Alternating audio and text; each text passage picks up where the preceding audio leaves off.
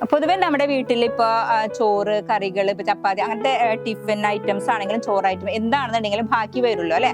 അപ്പൊ നമുക്ക് ഫ്ലാറ്റിലുള്ളവർക്കൊക്കെ അത് കളയാനൊക്കെ ആയിട്ട് നല്ല ബുദ്ധിമുട്ടാണ്. പിന്നെ അതുപോലെ കറികള്, അതുപോലെ മീനിന്റെ വേസ്റ്റ്, പിന്നെ ചിക്കനൊക്കെ കഴുകിയ വെള്ളമൊക്കെ ഉണ്ടെന്നുണ്ടെങ്കിൽ നിങ്ങൾക്ക് ഇത് ഇങ്ങനെ ഒരു പാത്രത്തിൽ ആക്കി വെച്ചിട്ട് നമ്മൾ പറയുന്ന രീതിയിൽ ചെയ്ത് കഴിഞ്ഞാൽ ഇതുപോലെ നല്ല അടിപൊളി കമ്പോസ്റ്റ് കിട്ടും.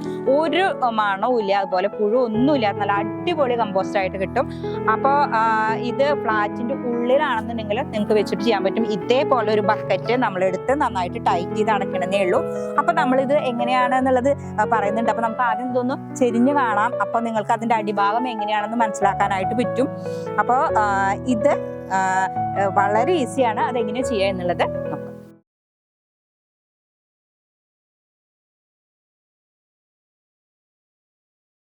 അപ്പൊ നമ്മുടെ വീട്ടിലുണ്ടാവുന്ന ഏത് വേസ്റ്റ്, ഇപ്പൊ ചോറായിക്കോട്ടെ, കറികളായിക്കോട്ടെ, ഇപ്പൊ മീൻ നേരെയാക്കിയിട്ടുള്ള ആ വേസ്റ്റോ, അല്ലെ മീൻ കറി വെച്ചിട്ടുള്ളതോ, ചിക്കൻ കറി, ബീഫ്, എന്ത് തന്നെ ഉണ്ടായ പച്ചക്കുള്ളതാണെന്നുണ്ടെങ്കിലും അത് വേവിച്ചിട്ടുള്ള ബാക്കിയാണെന്നുണ്ടെങ്കിലും നമുക്ക് പെട്ടെന്ന് തന്നെ കമ്പോസ്റ്റ് ആക്കാം. അതായത് പുഴുവോ മണോ ഒന്നുമില്ലാത്ത, അതായത് വീട്ടിന്റെ ഉള്ളിൽ വെച്ച് തന്നെ പറ്റും നല്ല അടിപൊളി കമ്പോസ്റ്റിന്റെ വീഡിയോ ആയിട്ടാണ് നമ്മളിന്ന് വന്നിരിക്കണേ. അപ്പൊ നമ്മൾ ചെയ്തിട്ടുള്ളത് ഒന്ന് ആദ്യം നോക്കാം അല്ലെ. നമുക്ക് വളരെ ഈസി ആയിട്ട്, എന്താ വെച്ചാൽ നമ്മൾ അതിലൊന്നും വേറെ ഒന്നും ചേർത്തിട്ടില്ല. അപ്പോൾ നമ്മൾ ആക്കിയിട്ട് അധികം ദിവസമൊന്നും ആയിട്ടില്ല.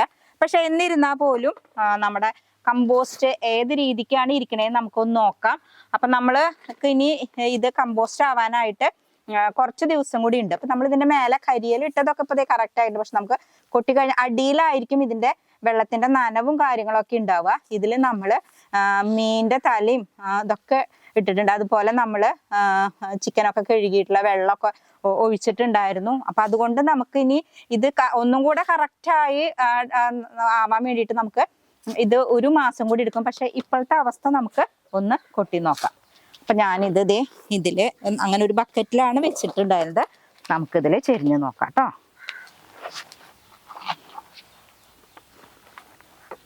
അപ്പൊ നമ്മുടെ വേസ്റ്റ്, നമ്മുടെ വേസ്റ്റുകൾ മാത്രമാണ്, ഭക്ഷണത്തിന്റെ വേസ്റ്റ്, മീൻ വേസ്റ്റ്, പിന്നെ ചിക്കനൊക്കെ കഴുകിയിട്ടുള്ള വെള്ളം, അതൊക്കെ ഒഴിച്ചിട്ട് ചെയ്തിട്ടുള്ള കമ്പോസ്റ്റ് ആണ്. കണ്ടോ, ഇതിൽ യാതൊരു പുഴുവില്ല, ഒന്നുമില്ല. പക്ഷെ ഇത് ഇത്രയും കൂടെ ആവാനുണ്ട്. നമുക്ക് ഇത് ആവാനായിട്ട് ഒരു 10-20 ദിവസം കൂടി കഴിഞ്ഞാൽ ഇത് പൊടിയായിട്ട് കിട്ടും. പക്ഷെ ഇങ്ങനെയാണെന്നുണ്ടെങ്കിലും കുഴപ്പമില്ല.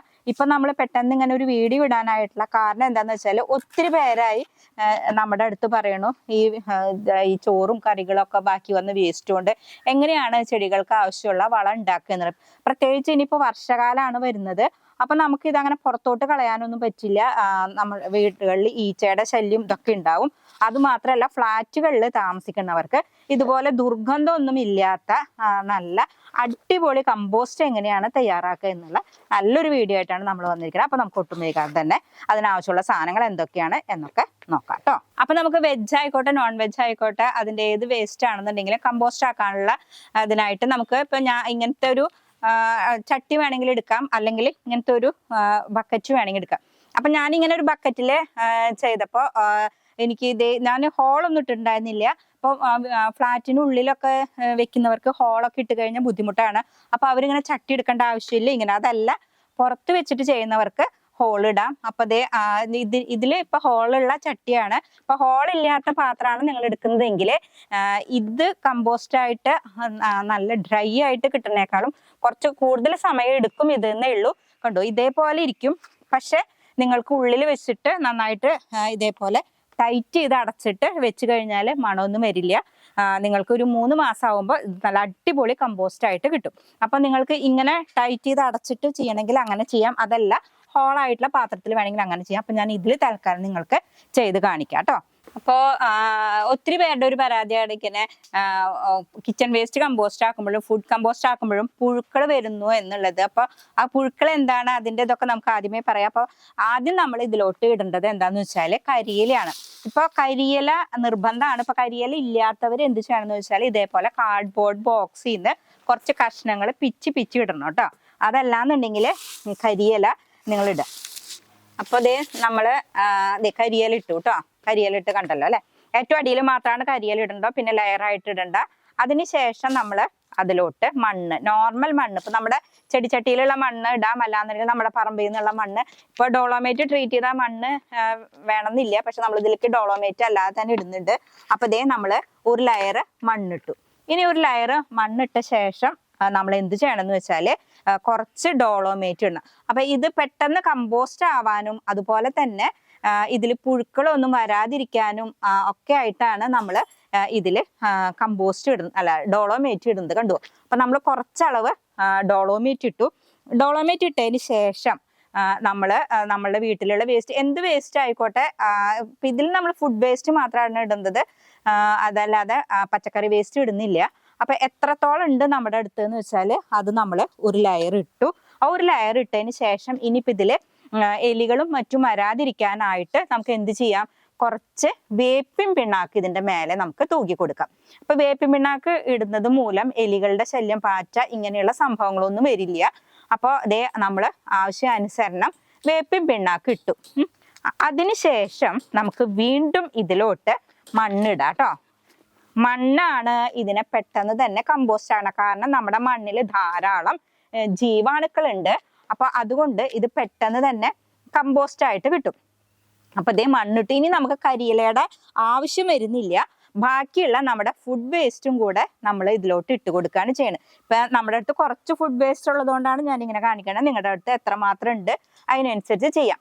ഇനിയിപ്പോ നിങ്ങൾക്ക് ഇതിലേക്ക് ഇപ്പൊ നമ്മൾ പറഞ്ഞു, ഒരു നിങ്ങൾ എപ്പോഴും ഇതിൽ വേപ്പിൻ പിണ്ണാക്ക് നമ്മൾ വീണ്ടും ഇടണം ചോറിന്റെ മേലെ, അതല്ലാന്നുണ്ടെങ്കിൽ എലിയൊക്കെ വരാനുള്ള സാധ്യതയുണ്ട്. അപ്പോ ഒരു മിനിറ്റ്, നിങ്ങൾ പറഞ്ഞു നിങ്ങൾക്ക് പുഴുക്കൾ വരുന്നുണ്ട് എന്ന്. അത് ആക്ച്വലി പുഴുക്കളല്ല, BSF ലാർവ എന്ന് പറയും. ഇപ്പൊ നമ്മള് അതിന് നിങ്ങൾക്ക് കാണിച്ചു തരാൻ വേണ്ടിയിട്ട് വളർത്തി ഉണ്ടാക്കിയതാണ്. അതായത് ഇതാണ് സാധാരണ നിങ്ങൾ പറയുന്ന പുഴു എന്ന് പറയുന്നത്. നിങ്ങൾക്ക് കാണാൻ വേണ്ടി നമ്മൾ ആക്കിയതാണ്. ഇപ്പൊ നമ്മുടെ പഴത്തൊലി കുറച്ച് നാൾ ഇങ്ങനെ വെച്ചപ്പോ അതിൽ വന്നിട്ട് BSF ലാർവയാണ് ഇത്. ഇത് വളരെ നല്ലതാണ് നമുക്ക്. കാരണം എന്താന്ന് വെച്ചാല് ഇതാണ് ഇതിനെ കമ്പോസ്റ്റ് ആക്കി മാറ്റണത്. ഇത് കഴിച്ച് ഇത് കമ്പോസ്റ്റ് ആക്കി ഇതിന്റെ വിസർജ്യമാണ് ശരിക്കും കമ്പോസ്റ്റ് ആവണത്.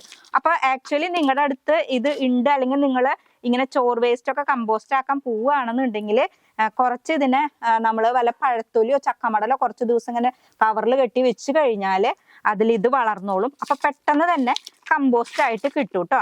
അപ്പൊ നിങ്ങൾ ഉള്ളില് ഇത് കണ്ടോ, ഇത് ഈ പഴത്തൊലി നമ്മൾ വെച്ചിരുന്നു, അതിലാണ് ഈ ലാർവ ഉണ്ടായിരിക്കുന്നത്. കണ്ടല്ലോ അല്ലെ? അപ്പൊ ഇത് വളരെ നല്ലതാണ്. ഇനിയിപ്പോ ഇതൊരു പുഴുവാണ്, അയ്യോ നിറയെ പുഴു വന്നു, അങ്ങനെയൊന്നുമില്ല. ഈ പുഴുവിന് മണം ഇതൊന്നുമില്ല. ഒത്തിരി ഗുണമാണ് ഇത് നമുക്കുള്ളത്. ഇത് നമ്മൾക്ക് മീനുകളുടെ വളർച്ചയ്ക്കായിട്ട് കൊടുക്കാം, കോഴി കുഞ്ഞുങ്ങൾക്കായിട്ട് കൊടുക്കാം. അതുങ്ങൾക്ക് ഒരു ഭക്ഷണമാണ് ഇത്. ശരിക്കും ഇത് ചീത്ത ഒരു സംഭവമല്ല. ഇതിട്ട് കഴിഞ്ഞാൽ പെട്ടെന്ന് തന്നെ കമ്പോസ്റ്റ് ആവും. നമ്മള് ഈ ഒരു ബക്കറ്റില് ഇതാണ് ഇട്ടിരുന്നത്, മണ്ണും ഇത് നിറച്ച പോലെ തന്നെ മീനിന്റെ എല്ലാ വേസ്റ്റും ഇതൊക്കെ ഇട്ട് നമ്മളതാക്കി അടച്ചു വെച്ചിട്ട് എടുത്തപ്പോ ഒരു ബാഡ് സ്മെല്ലോ ഇതില്ല. കുറച്ച് ദിവസം, അതായത് ഇപ്പൊ നിങ്ങൾ വിചാരിക്കും ഈ പുഴുവിന് കുറെ കാലം ഇതുണ്ടെന്നില്ല, അതിന്റെ ഒരു ഘട്ടം കഴിഞ്ഞു കഴിഞ്ഞാൽ അത് നശിച്ചു പോകും. അതിന്റെ ഒരു വളർച്ച ഘട്ടമുണ്ട്. അപ്പൊ ആ ഒരു സമയത്ത് നിങ്ങൾ അതിന് തുറന്നു നോക്കണ്ട. തുറന്നു നോക്കുമ്പോഴാണ് നിങ്ങൾക്ക് പ്രശ്നം വരിക. അപ്പൊ ഈ ഒരു പുഴു നമുക്ക് ഉപദ്രവകാരിയല്ല, നല്ലതാണ്. ഇത് കമ്പോസ്റ്റ് ആക്കാനായിട്ട് സഹായിക്കുന്നത്. ഇപ്പൊ മണ്ണിര പോലെ തന്നെ നമുക്ക് ഇത് കമ്പോസ്റ്റ് ആക്കാനായിട്ട് സഹായിക്കുന്ന ഒരു ഇതാണ്. അപ്പൊ ഇതേ കണ്ടല്ലോ അല്ലെ, ഈ ഒരു ഇത് നമുക്ക് വളരെ ഉപകാരമുള്ളതാണ്. നിങ്ങളുടെ അടുത്ത് അത് ഉണ്ടെന്നുണ്ടെങ്കിൽ അത് ഇടുക, ഇല്ലാന്നുണ്ടെങ്കിൽ അത് ഉണ്ടായിക്കോളും. അപ്പൊ പ്രശ്നമില്ല. പിന്നീട് നിങ്ങൾ തുറന്നു നോക്കേണ്ട കാര്യമില്ല കേട്ടോ. ഇനിയിപ്പോ നമ്മൾ അത് ഇട്ടു. അതിനുശേഷം നമ്മള് അതിലോട്ട് വീണ്ടും മണ്ണിടുകയാണ് ചെയ്യണത്. മണ്ണിട്ടു. ഇനി അതിന്റെ മേലെ വീണ്ടും നമ്മൾ കുമ്മായം അല്ലെങ്കിൽ ഡോളോമേറ്റ് ഇട്ട് കൊടുക്കണം. പെട്ടെന്ന് അത് കമ്പോസ്റ്റായി കിട്ടാൻ വേണ്ടിയിട്ടാണ് നമ്മൾ അങ്ങനെ ചെയ്യുന്നത്.